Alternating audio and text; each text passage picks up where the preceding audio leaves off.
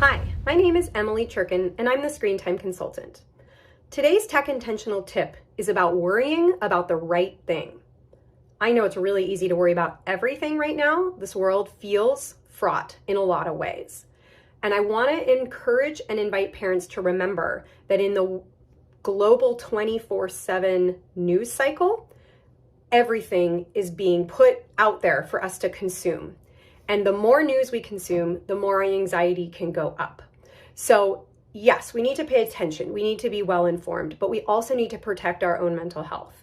And when we are in a news cycle that's constantly having to produce new content, we're going to feel our own version of FOMO, like we don't want to miss out on it. So we are going to continually consume it. The problem is that increases our anxiety, and worrying more about something doesn't actually make us better at handling it or coping with it. We need to worry about the right things.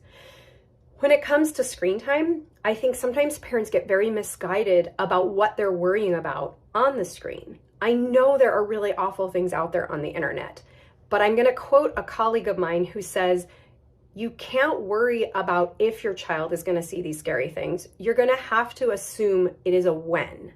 This could be porn, violence, propaganda, whatever you want, misinformation. That stuff is rampant on the internet. We need to think as parents about not those big scary fears that make headline news. While those are real, the risks with those are not our everyday risk. So here's an example. I see parents having a lot of anxiety about their children and health and well-being. That is important. It's why we wear seatbelts in the car. It's why we wear bike helmets when we bike. But for the same parent who's putting their child in the grocery cart and hand sanitizing everything and wiping everything down, then they hand over a phone.